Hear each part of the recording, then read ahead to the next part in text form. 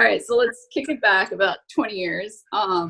My best friend is Muslim, and I used to fast with her. I started out fasting with her mostly because I couldn't bring myself to eat while she wasn't. We were in college, and that was our time together. So it didn't make sense. So we kind of use that as a bonding time. Every year we would fast for Ramadan. And though I'm not Muslim, I really grew to value it. Like we would break fast and eat these amazing iftar dinners with her family, which I loved.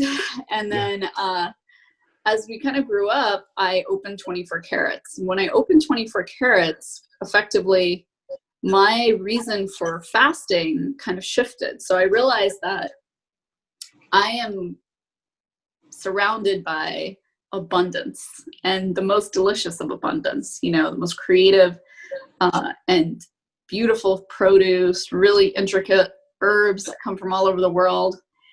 And I think that when I fast for Ramadan, it's sun up to sundown, no liquids, no meals. It reminds me what it feels like to be hungry and thirsty and not be able to fulfill that. And I think that for anybody who's in the industry that I'm in, with that level of abundance around them, at some point that perspective is really valuable in understanding what your relationship with food is and what that relationship is with the community as well. So a couple of years ago during Ramadan, it was at the end of the school year, much like it is right now, I got an email from her, and she was like, hey, my daughter's school is doing this fundraiser to be able to clear out lunch debt for children who were running over on their meal cards. And what happens when that situation occurs and a child is left in a situation where, say, they don't have the funds to be able to pay for a meal, because the school can't subsidize a federal meal if they don't sell it at a particular cost, they're allowed to only give out a free meal, which is a very different, nutritive, and it looks very different as well. So kids usually will end up having their tray taken away, and they get like a sandwich, maybe milk or something like that. And that really infuriated me. They were getting like a second tier meal because it's like, oh, if we're going to give you one, you get this. Yeah, and I don't think that's the school's fault. It's not the school's fault. School's doing what they can on a shoestring budget, right? And they're just trying to make sure that kids get fed. But the overall feeling for a child in that situation is that, they're somehow not deserving. And so I went to Instagram, and I wrote out this giant post, and I was like, if there's anybody in my neighborhood, kid, whoever who needs a meal, you just come and let me know. I'll get up early. I'll make your lunch every day. You just come in and pick it up. Nobody else needs to know, but I'll do that. Yeah. And it's interesting. We had a few people take us up on it. And then we had a school call me and say, I know you can't provide us with meals every day, but we would really like it if you came and participated in our after school summer school program. And I said, sure, why not? So I went there. It was Phoenix Collegiate Academy, their middle school campus. And I started teaching weekly summer classes there, where I would bring produce and food, and we would do different types of vegan recipes and try to get the kids engaged. And they liked it so much. I think next to the school was not at that time very well funded. And so they didn't have a lot of outside, after school programs. But ours had 30 kids.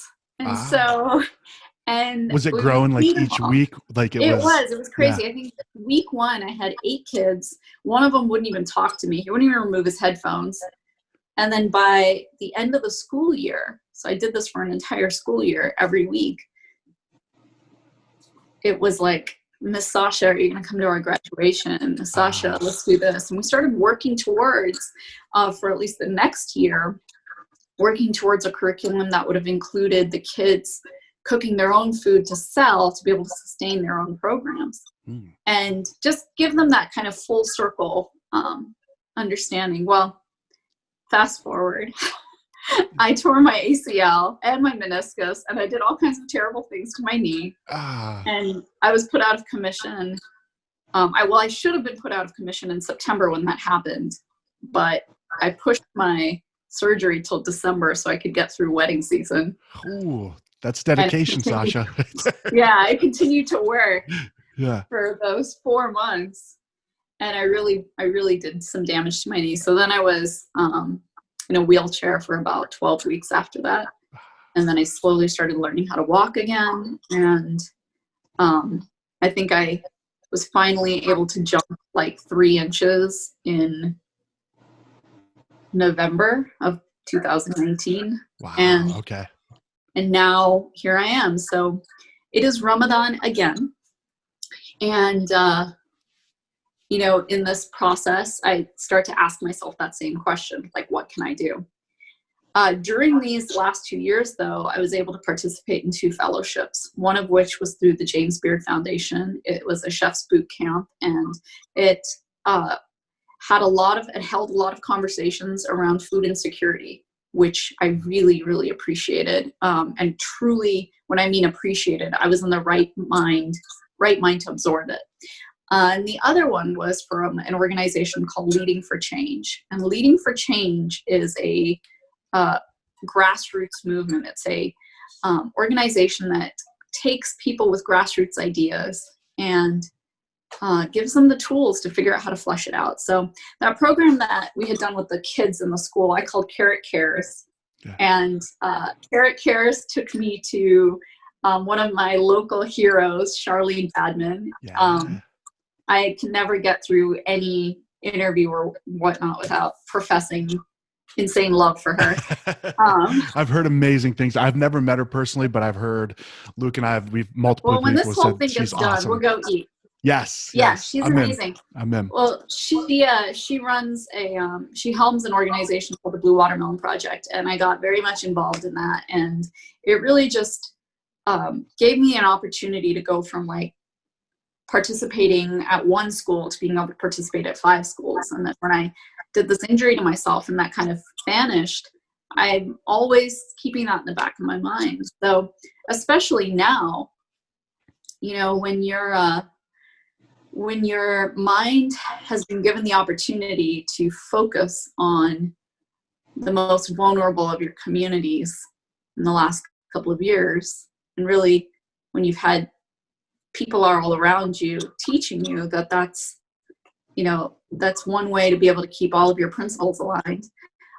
Now's the time to say it. Now's the time to really focus on the same and make sure that the most vulnerable in our community still have a voice. So we're bringing back that Carrot Cares program.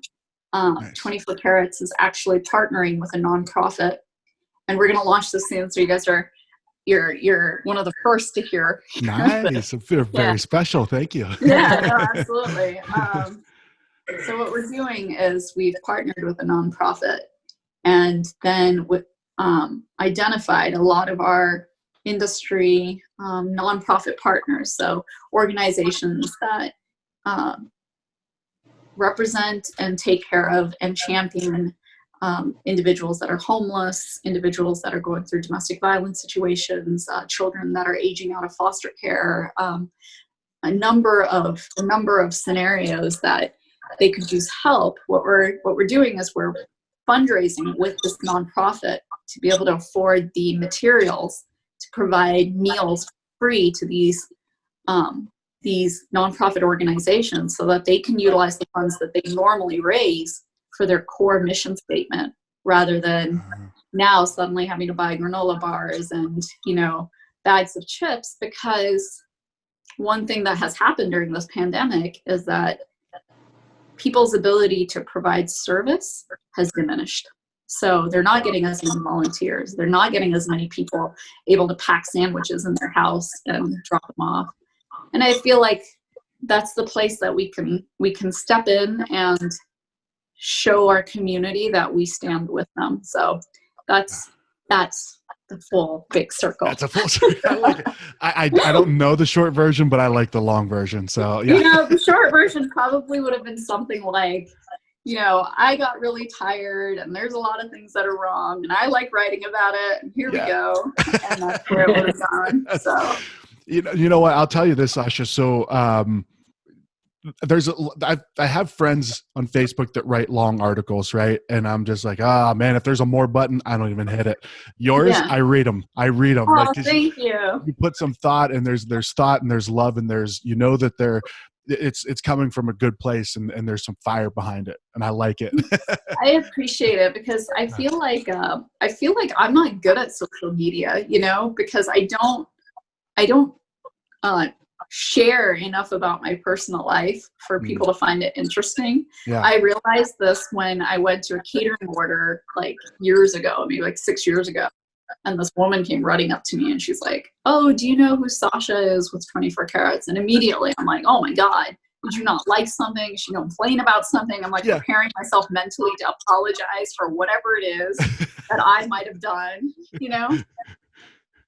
And I said, "Well, I'm Sasha. What can I do for you?" And she paused and she was like, "I thought you would be like a European, guy." Why? Okay.